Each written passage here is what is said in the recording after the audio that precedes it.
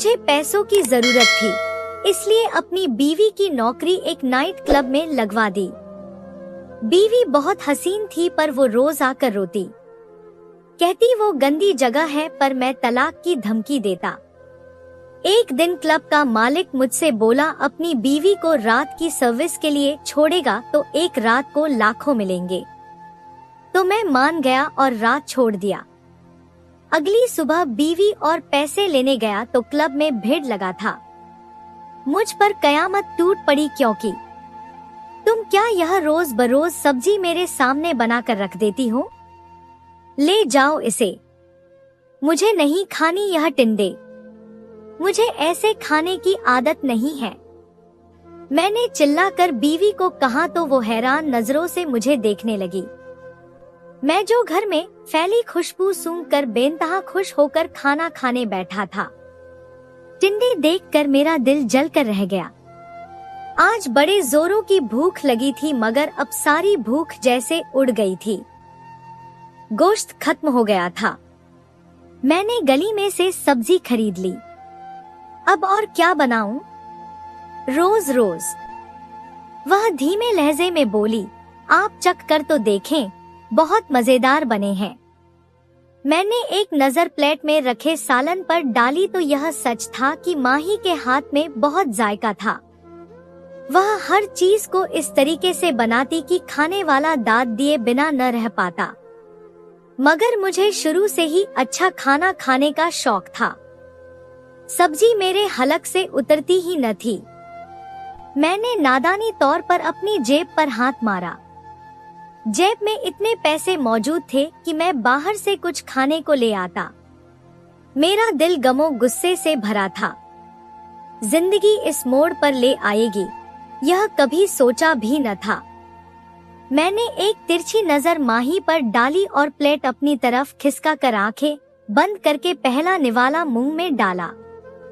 जायका बुरा तो न था, पर फिर भी मेरा दिल खुश न हुआ।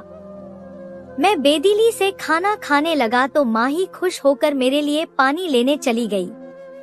मेरा नाम सुमित है। मैंने खुशहाल घराने में आंख खोली। मेरे पापा बहुत अच्छी नौकरी किया करते थे। नौकरी के अलावा उनकी कुछ जमीन भी थी, जो बहुत ज्यादा तो नहीं थी, लेकिन उससे एक अच्छी आमदनी मौजूद हो जाती। मेरी 2 बहनें थीं, जो मुझसे छोटी थी। मैं अपने पापा का इकलौता बेटा था। पापा की बड़ी ख्वाहिश थी कि उनका एक बेटा और हो, लेकिन मेरे बाद कोई भाई पैदा नहीं हो सका। यही वजह थी कि मैं घर में सबका लाडला था। खासकर पापा तो मुझसे बेइंतहा मोहब्बत करते और उनका सारा प्यार सिर्फ मेरे लिए था। वो कभी मेरी कोई फरमाइश रद्द नहीं करते थे। पापा के लाड प्यार ने मुझे बचपन ही में बहुत ज्यादा नाजुक मिजाज बना दिया था। मैं अपने मिजाज के खिलाफ कोई बात बर्दाश्त नहीं करता था। मेरी जिंदगी शहजादों की तरह बसर होती थी। हर चीज मेरी हिसाब से थी।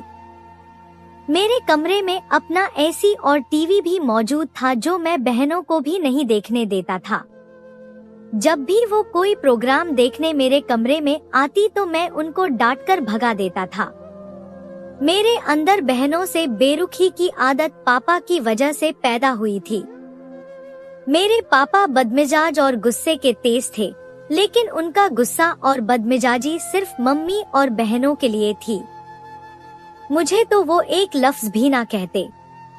जितना वो मुझसे मोहब्बत करते थे और मुझ पर अपना प्यार देते थे, इतना ही वो मम्मी और मेरी दोनों बहनों को बिल्कुल नजरअंदाज करते। मैंने कभी पापा को मम्मी के साथ खुशी से बैठकर बातें करते या उनका ख्याल रखते हुए नहीं देखा था, बल्कि जरा सी बात पर वो मम्मी को झाड़ कर रख देते। मेरे पापा बहनों के साथ भी वैसे प्यार से पेश नहीं आते थे जैसे वो मुझसे पेश आते थे। पापा का मिजाज और रवैया उनके लिए बिल्कुल अलग था। वो घर में बहुत अलग रहते और मेरे सिवा किसी से ज्यादा बात करना पसंद ना करते। पापा जब घर आते, मम्मी खामोशी से उनके कामों में लगी रहती और वह एक राजा की तरह मम्मी से देखभाल करवाते रहते। पापा कभी भी मम्मी से किसी बात में सलाह मशवरा नहीं करते थे। घर पर मुझे जितनी अहमियत दी जाती थी, मेरी दोनों बहनों को बिल्कुल अहमियत नहीं दी जाती थी।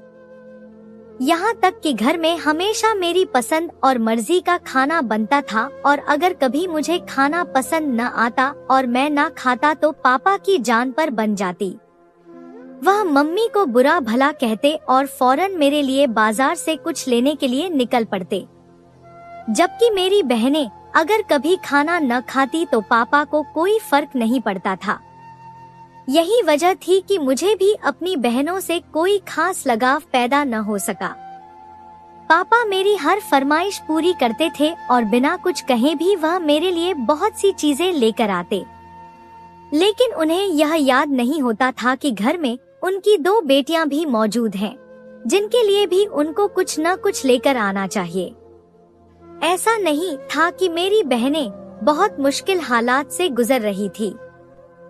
पापा ने उन्हें अच्छे स्कूल में एडमिशन करवाया था और उनकी अच्छी परवरिश कर रहे थे।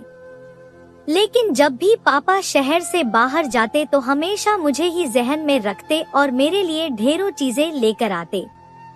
उस वक्त वो मम्मी और अपनी बेटियों को बिल्कुल भूल जाया करते थे। बहनें शिकायत करती तो पापा कहते जो चाहे मम्मी के साथ जाकर ले आना। अब मुझे लड़कियों की चीजों का क्या पता। रफ्ता रफ्ता बहनों ने शिकवा करना छोड़ दिया और पापा से दूर हो गई।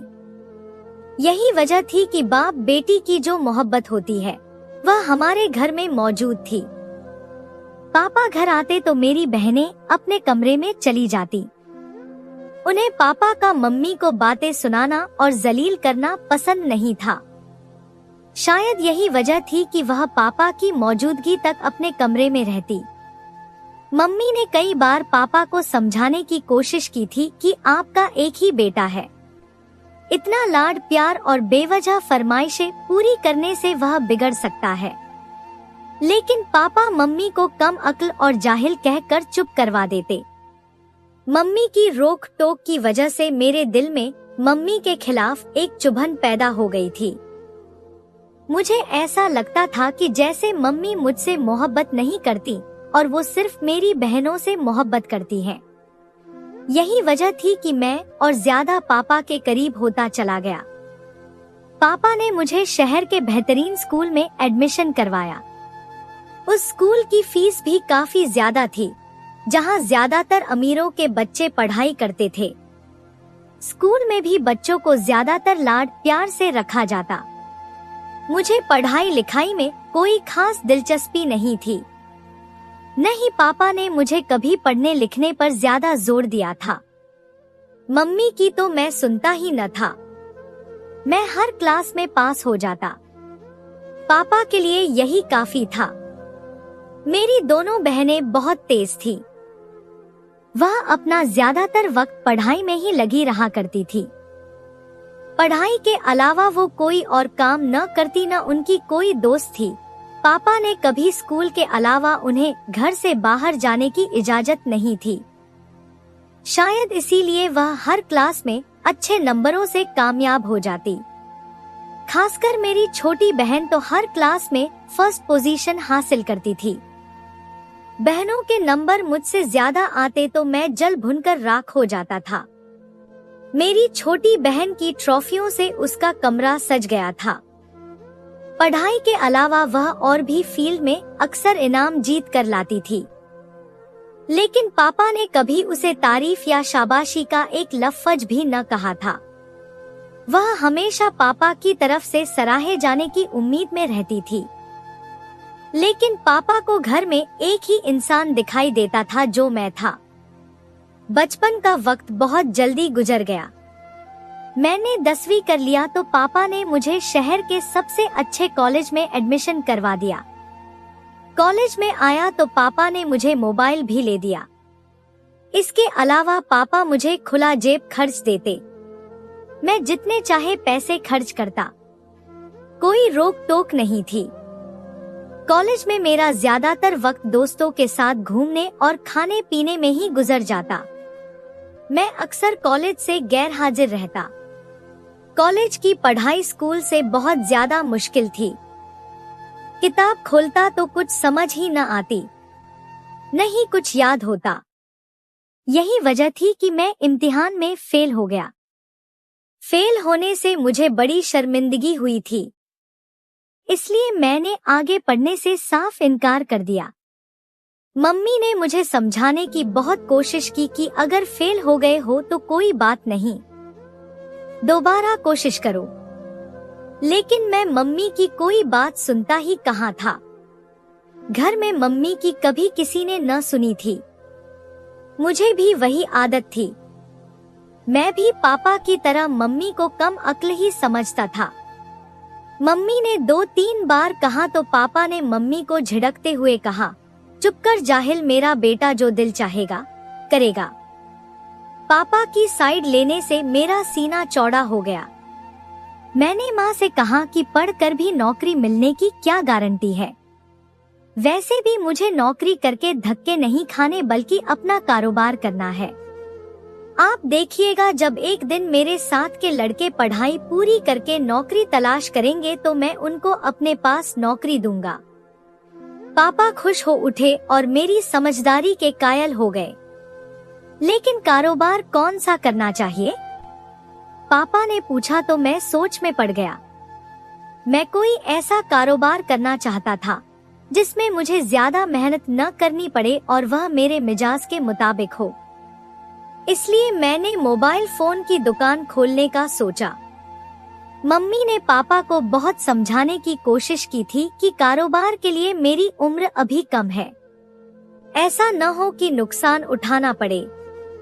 लेकिन पापा ने हमेशा की तरह मेरी यह फरमाइश भी अधूरी न रखी। उन्होंने मुझे मोबाइल का कारोबार करवा दिया। इस कारोबार के लिए काफी पूंजी चाहिए था। पापा ने मुझे अपनी सारी जमा पूंजी मेरे इस कारोबार करवा देने पर लगा दी। लेकिन मैं यह नहीं जानता था कि मेहनत और तजुर्बे के बगैर कारोबार नहीं जमता। मुझे इस कारोबार का कोई तजुर्बा नहीं था और मेहनत तो मुझसे होती नहीं थी। मैं तो सोकर हो 12 बजे उठता था, इसके बाद नहा धोकर नाश्ता करके तैयार होता। इस तरह दुकान पर पहुंचते हुए मुझे 1-2 बज जाते। दुकान पर बैठना मेरे लिए बहुत मुश्किल था। मैं दोस्तों के साथ घूमने चला जाता तो नौकर ठीक से काम न करते। मैं गुस्से में नौकरों पर चीखता चिल्लाता रहता। मोबाइल के काम का तजुर्बा न होने की वजह से खरीदारों को भी खुश न कर पाता था। तंग आकर नौकर भी काम छोड़कर चले गए। ग्राहक भी न होने के बराबर थे। मुनाफा होने की बजाय उल्टा नुकसान हो रहा था। मैंने तो सोचा था कि कारोबार करते ही लाखों कमाने लगूंगा और मम्मी का मुंह बंद कर दूंगा। लेकिन यहाँ तो सब उलट ही हो गया था। पैसे कमाने की बजाय हर महीने बिजली का बिल और दुकान का किराया भी अदा करना पड़ता, जो पापा अपनी तनख्वाह से अदा करते। तनख्वाह में से भी दुकान और बिल के पैसे निकालने की वजह से घर के खर्च में भी तंगी होने लगी थी। अब तो पापा ने मुझे कहना शुरू कर दिया कि मैं कारोबार पर ध्यान दूं और कुछ मुनाफा हासिल करूं। लेकिन मैं क्या करता? बचपन से मेरी फितरत ही ऐसी थी। अगर मैं जल्दी उठता तो सारा दिन सुस्ती छाई रहती और मूड खराब रहता। तब भी मैं कोई काम नहीं कर पाता था। ग्राहक दुकान पर आते तो सवाल पूछ पूछ कर दिमाग खराब कर देते और कुछ लेते भी न थे। अब मैं पछता रहा था कि मैंने कारोबार में हाथ क्यों डाला था। कारोबार करना मेरे बस की बात नहीं थी। इससे अच्छा तो मैं पढ़ाई करके कहीं नौकरी ही कर लेता। मैंने ख्वाब तो बड़े बड़े देखे थे, लेकिन एक भी पूरा न हो सका था। कारोबार में दिन ब दिन नुकसान होता जा रहा था। थक हार कर दुकान का सामान औने पौने दामों में बेचना पड़ा। कारोबार में बड़ा घाटा उठाना पड़ा था। पापा को इस नुकसान ने गहरा सदमा पहुंचाया। उन्होंने अपनी जिंदगी भर की जमा पूंजी उस कारोबार में लगा दी। अब उनके पास कुछ न बचा था। अब पापा को अपनी गलती का एहसास हुआ था, लेकिन पानी सर से ऊंचा हो चुका था। सुस्ती और काहिली मेरी जिंदगी का हिस्सा बन गई थी और अब मैं चाह कर भी अपनी इस आदत से जान नहीं छुड़वा सकता था। इतने बड़े नुकसान ने पापा को सदमा लगा दिया था और वह एकदम बीमार हो गए। अब्बा की रिटायरमेंट करीब थी। पापा को आने वाले फ्यूचर की फिक्र थी। उनके पास कुछ भी न बचा था। दुकान का सामान बेचने से जो रकम हाथ आई थी, पापा चाहते थे कि उससे मेरी दोनों बहनों की शादी हो जाए और वह अपने घर की हो। मैं पापा की बात सुनकर हैरान रह गया था। आज पापा को बेटियों का ख्याल कैसे आ गया था? हालांकि मैं दोनों बहनों से बड़ा था। पापा को पहले मेरी शादी की फिक्र करनी चाहिए थी। बहन तो मुझसे छोटी थी और पढ़ रही थी, लेकिन पापा मेरी बहनों की शादी करना चाहते थे। पता नहीं पापा को क्या हो गया था। जिंदगी में पहली बार पापा ने मुझे नजरअंदाज किया था और मेरी बहनों के बारे में सोचा था। पापा की यह बात मुझे जरा भी अच्छी नहीं लगी थी। खानदान और मोहल्ले में मेरी माँ की बड़ी इज्जत थी। खानदान में अब्बा के मिजाज को सब जानते थे और मम्मी को सराहते थे कि किस तरह सब्र कर मम्मी ने पापा जैसे गुस्सैल और बदमिजाज आदमी के साथ गुजारा किया था। यही वजह थी कि मेरी बहनों के लिए काफी रिश्ते मौजूद थे। रिश्तेदार के बहुत से लोग मेरी बहनों को अपने घर की बहू बनाना चाहते थे। पापा चाहते थे कि दोनों बेटियों की एक साथ शादी करके उन्हें घर से विदा कर दे। मेरी बड़ी बहन तो मम्मी की तरह सीधी और पापा की आज्ञाकारी थी, लेकिन छोटी बहन बड़े होने के बाद बड़ी तंग मिजाज हो गई थी। अब वो पापा को भी हर चीज में जवाब देने लगी थी। उसे अपनी पढ़ाई पर बड़ा गुरूर था। उसने यह कहकर शादी से साफ इनकार कर दिया था। वह और आगे तक पढ़ना चाहती है। मैं इंतजार में था कि अब पापा उसको खरी खोटी सुनाएंगे, लेकिन पहली बार हुआ था कि पापा उसके सामने चुप हो गए थे। मैं हैरान रह गया था। बचपन से लेकर आज तक पापा ने मेरी बहनों को अपनी मर्जी पर चलाया था और आज पापा खामोश हो गए थे। मैं सही सोच रहा था। अब वह मेरे पहले वाले पापा नहीं रहे थे। मेरी बड़ी बहन का रिश्ता रिश्तेदार में ही तय हो गया था। इस बार बहन का रिश्ता तय करने में जिंदगी में पहली बार पापा ने मम्मी की राय को अहमियत दी थी। शायद उन्हें एहसास हो गया था कि मेरी माँ इतनी भी कम अक्ल नहीं थी। उन्होंने हमेशा पापा को सही सलाह दिया था। यह सच है कि औरत अनपढ़ भी हो तो घरेलू के मामला में कम अक्ल नहीं कहलवाई जा सकती, बल्कि घर के मामला में औरत का दिमाग मर्द से ज्यादा चलता है, चाहे वह पढ़ी लिखी हो या न हो, क्योंकि यह अक्ल उसको भगवान की तरफ से मिलती है।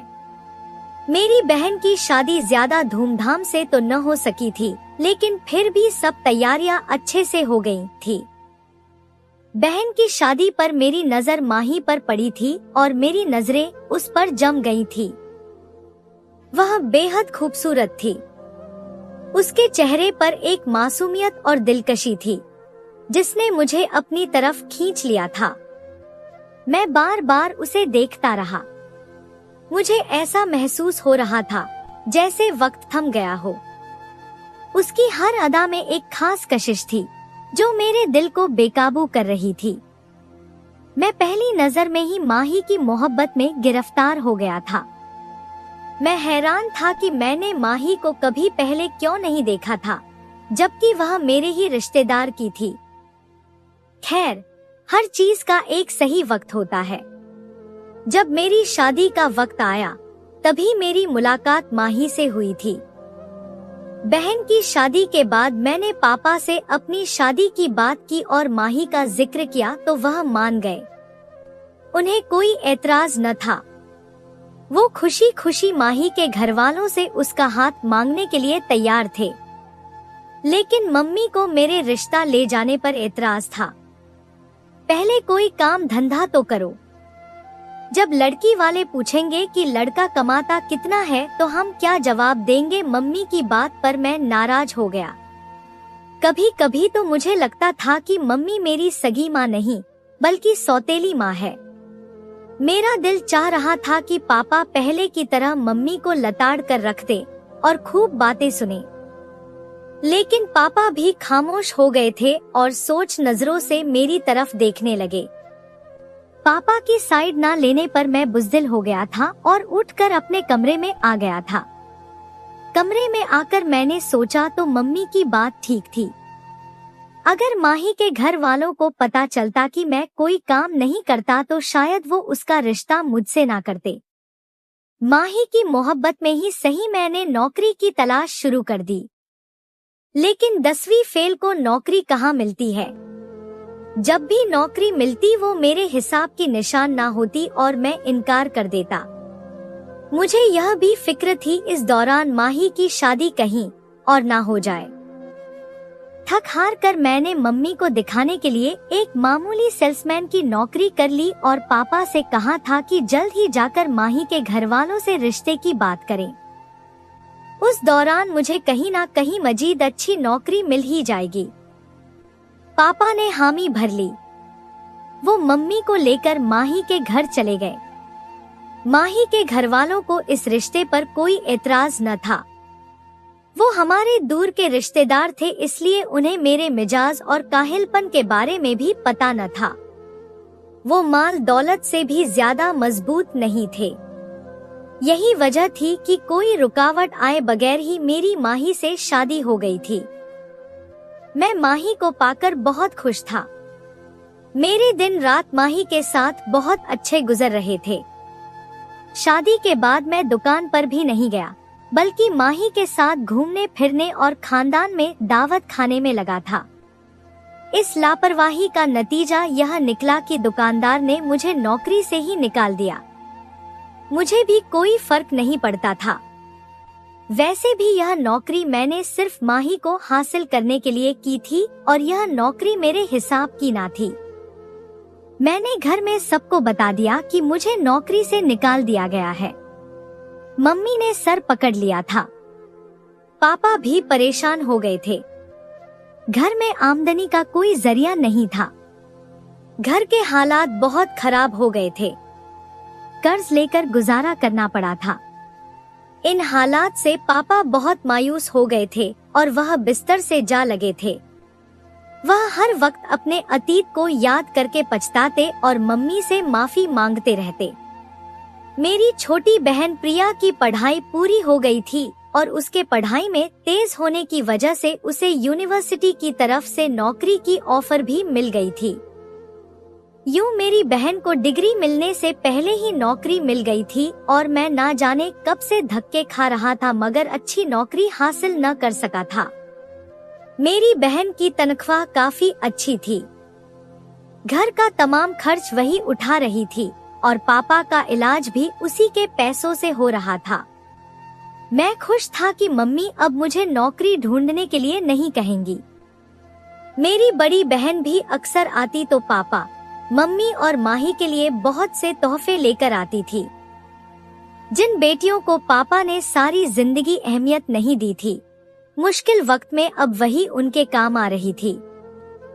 मेरी बहन ने पापा के इलाज में कोई कसर न छोड़ी थी, लेकिन फिर भी पापा ठीक न हो सके और हम सबको छोड़कर भगवान के पास चले गए। यह हम सबके लिए बहुत बड़ा सदमा था। मम्मी को अब एक ही फिक्र थी। मम्मी चाहती थी कि प्रिय की शादी हो जाए और वह अपने घर की हो। आखिर कब तक वह घर की जिम्मेदारी का बोझ उठाती रहेगी? ऐसा न हो कि उसकी उम्र निकल जाए। मगर मेरी बहन को न जाने शादी से क्या मसला था। हर बार वह इनकार कर देती थी। उसे न रिश्तेदार में शादी करनी थी, न कम पढ़े लिखे आदमी से। उसके मिजाज के मुताबिक कोई रिश्ता मिलता न था। मम्मी उसके लिए दिन रात प्रार्थना करती थी। जल्द ही उसको एक कलीग का रिश्ता उसके लिए आ गया। मम्मी को लड़का और उसके घरवाले पसंद आ गए थे। वह प्रिया की तरह पढ़ा लिखा था, बल्कि उसका पूरा खानदान ही पढ़ा लिखा था। प्रिया को उसकी पसंद के मुताबिक रिश्ता मिल गया था, इसलिए मम्मी ने उसकी एक न सुनी और शादी करके उसको विदा कर दिया। मेरे हालात ज्यों के त्यों थे। मुझे जो भी नौकरी मिलती उसमें मेहनत ज्यादा और तनख्वाह कम होती थी। मैं मेहनत का आदी था, इसलिए चंद दिनों बाद ही मैं नौकरी छोड़कर घर आ जाता था। माँ ही इस हालात से बहुत परेशान थी। घर का तमाम खर्चा अभी तक प्रिया बर्दाश्त कर रही थी। उसके बलबूते पर ही घर चल रहा था। माही ने एक दिन मुझे कहा था, जब भी प्रिया घर आती है, घर में राशन का ढेर रख जाती है, फ्रिज तक सामान से भर देती है। मुझे बड़ी शर्म महसूस होती है। मैं माही की इस बात से चिढ़ गया था।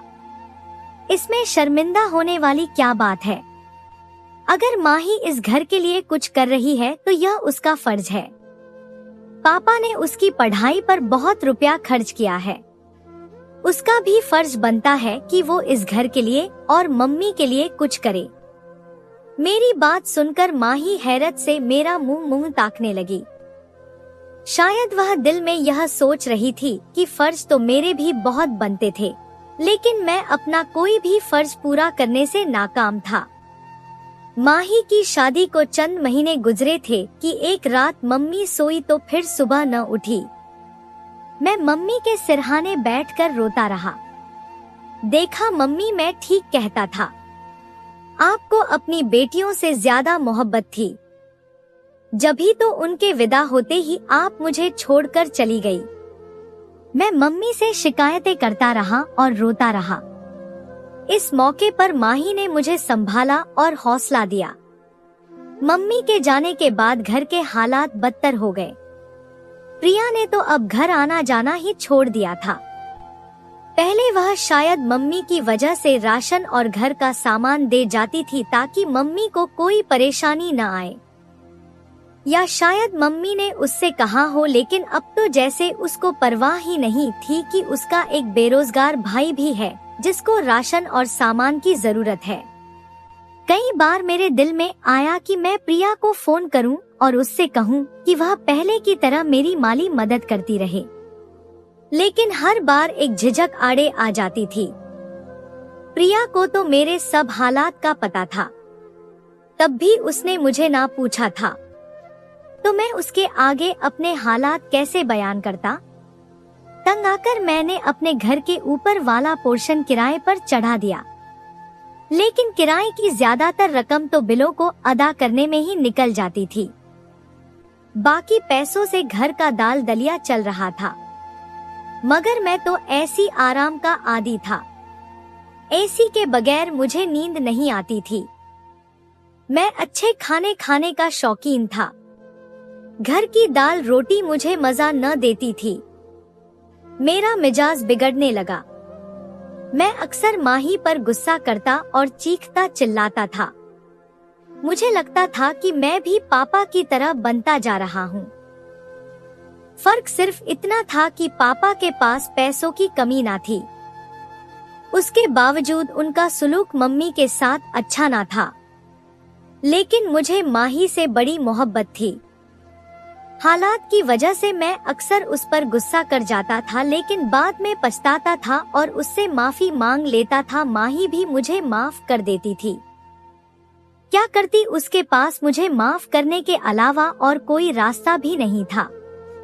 अब मैं उस वक्त को कोसता था जब मैंने कारोबार का फैसला किया था।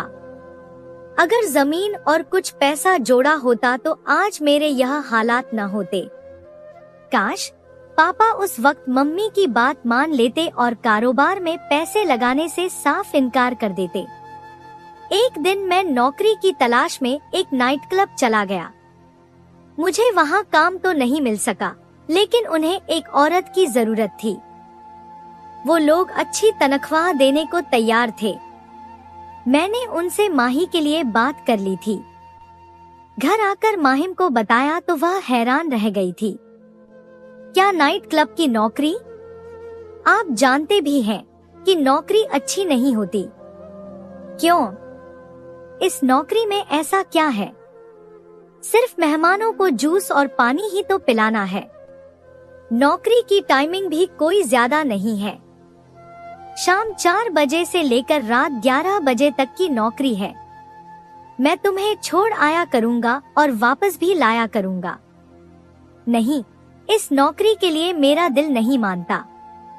माही ने कहा, बस कुछ दिनों की बात है।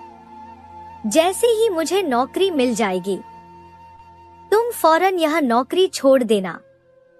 मैंने माही से कहा तो वह मेरी शक्ल देखने लगी। इतने सालों में उसे भी अंदाजा हो गया था कि यह मेरा सिर्फ एक बहाना है। न मुझे पैसे कमाने की आदत है और न ही मैं कभी कोई नौकरी करूंगा। मेरी जिद से तंग आकर माही ने नौकरी पर जाने का फैसला कर लिया था। मैं हर शाम उसे नौकरी पर छोड़ा था और रात को वापस ले आता।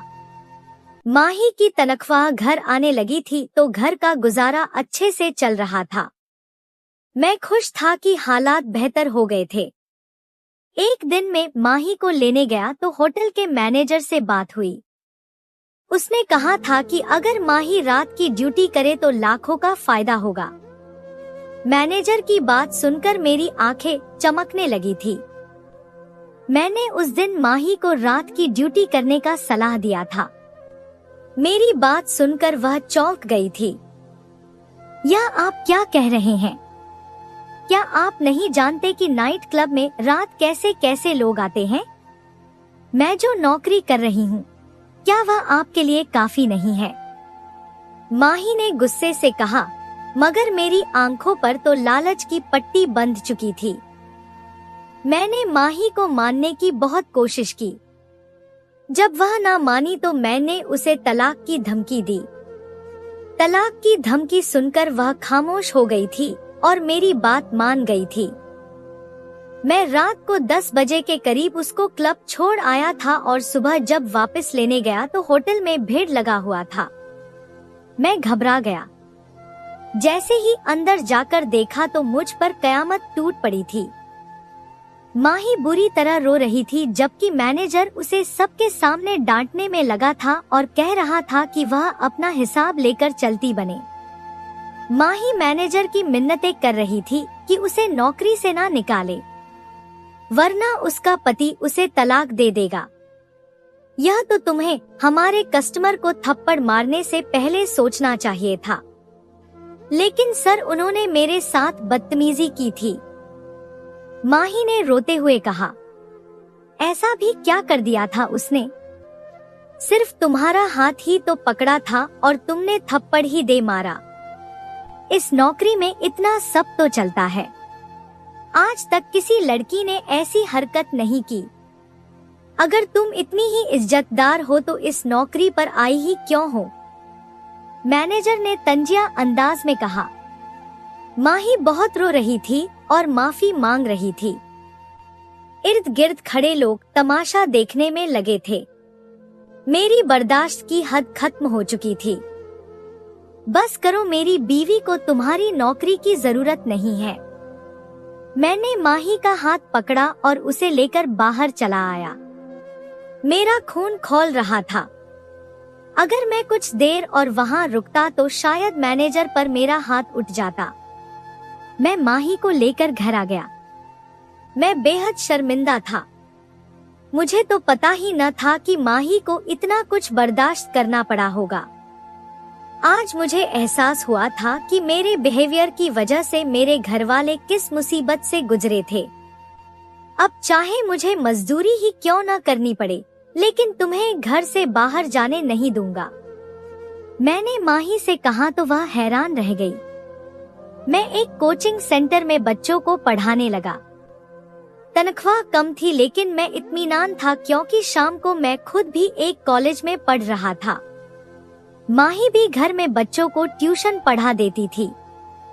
ऊपर वाले पोर्शन का किराया आ जाता था। घर का गुजारा चल रहा था क्योंकि अब मैंने ऐशो आराम की जिंदगी छोड़कर सादा जिंदगी अपना ली थी। दिवाली आई तो मैंने पहली बार अपनी तनख्वाह से माही और अपनी बहनों के बच्चों के लिए छोटे छोटे तोहफे खरीदे थे। मैं उनसे मिलने गया तो वो मुझे देखकर हैरान रह गई थी। शायद उनको उम्मीद न थी कि मैं कभी उनसे मिलने जाऊंगा। मैं अपनी पढ़ाई पूरा कर रहा हूँ और वो यह जानकर बेहद खुश थी। मैं जान चुका था कि असली खुशी का एहसास सिर्फ अपनों के साथ है।